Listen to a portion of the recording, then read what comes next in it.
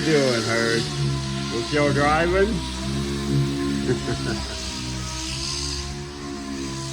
Oh, Christopher's under there doing the diff. Oh, the little shrapnel in there, but he likes the front seat too.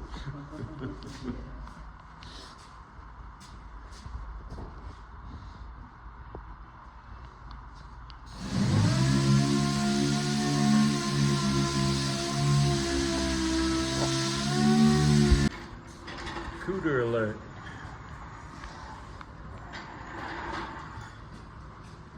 Into the moldings. Okay, we got quite a bit done yesterday. We put a new filter and changed the oil in the transmission, so we did all that. We did a little bit of body work too. We started going around doing all the lights. Headlights were all shot. We got the side marker lights and tail lights working, and we got some headlights coming for it, so we'll try them maybe today. And we got some of these moldings off just to get all the goo out from behind them. So we'll do that, maybe get some new clips. And then we got the roof all sanded. We got a little body work done there, and started sanding the quarter up a bit. So we'll have to go re-around and prime some of this stuff. Got the moldings off the back window, and yeah, there was lots of buildup of mud and stuff in there. So we'll probably end up having to take the back window right out after and clean the area up really good and then put it all back in. But at this point, it is cleaning up. We went through the diff too. Put all new fluid in it, so now the engine's got all new oil and filter, the transmission's got all new oil and filter, diff has got fresh oil in it, a few things in the diff, so we'll see, we might have to redo it this winter or something. Other than that, we got headlight bezels all cleaned up for it and repainted too. My one guy did that. We'll go over and have a look at them quick. He masked them out, cleaned them up, sanded them, repainted them. Yeah, they look good. So they're kind of all cleaned up. Yeah, they'll look quite a bit better. So yeah.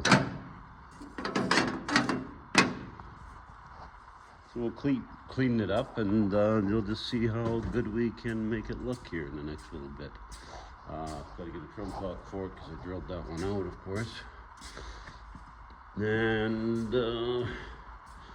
yeah, we'll go from there and show you some more stuff along the way. But no, it's coming along. It looks like pretty good. And the car is a pretty solid car, all in all. Really solid for something that sat for 37 years, so we'll be back to show you more in a while. Thanks. Yep, there he is, getting in again. He likes his Chevelle, that guy, don't he? Oh, yes, he does, eh, Hirsch? Yes, he does. He's a good boy.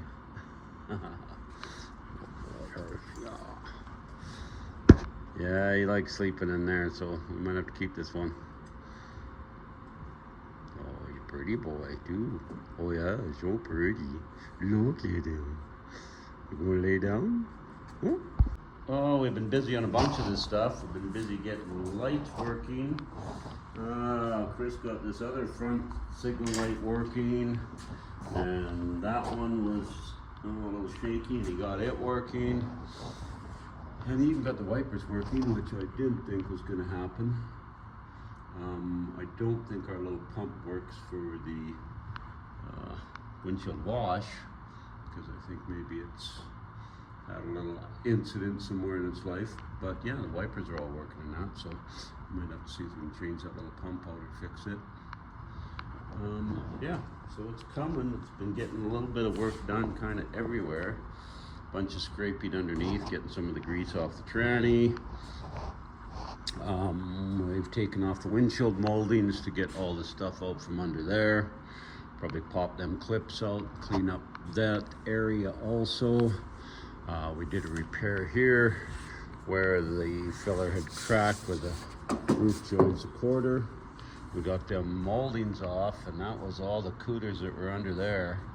So that would have definitely caused a rust issue at some point in time. So at this point, I'm going to do a little cleanup, and I think I might start on repairing the rust on the bottoms of the quarters. Is kind of what I'm thinking about doing. So yeah, you guys can follow along and we'll see how we make out. All the old factory floor insulation is still in here. It's had mice and everything else, and hard, and probably been wet and everything else. So the floor is actually quite clean underneath of it. So we'll start by stripping all this out. It's not staying. It'll have a smell to it. Plus, I think it's lived its life. But the floor underneath, actually really clean. So that's nice. So I think we'll rip all that out of here, because we will be doing some welding on the car, and I just don't see any reason to be keeping that stuff in here at all. So Chris got a little aggressive fluffing his seat back here. But anyway, yeah, we'll get all that out of here and show you guys maybe what it looks like after, and commence to clean stuff up here a bit. Be back. Okay, got the seat out, and we're just scraping all this stuff off. So yeah, the floor's actually pretty solid, but I'll get all this stuff out of there, cleaned up, and then maybe vacuum it out, and then we're starting with a clean base in there, and then we'll just keep continuing on with tidying this thing up. Okay, after we remove some of that stuff, we're going to take this and knock some of it off, because it's on there pretty good. And it leaves a coat of these little fuzzies insulation, and most of that you can just scrape off, similar to what I'm doing right there.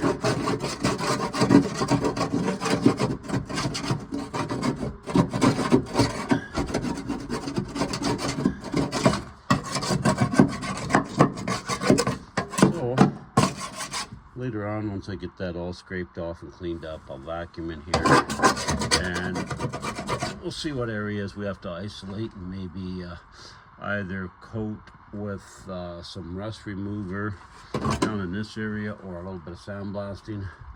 Then we will probably cover the whole floor in some kind of urethane paint or polyurethane or something like that. We'll put something down there that's gonna help preserve it, and we'll show you that when we do it. I'll get rid of them old speaker wires, that insulation over there yet, and yeah, keep scraping, and it will look better when we're done now.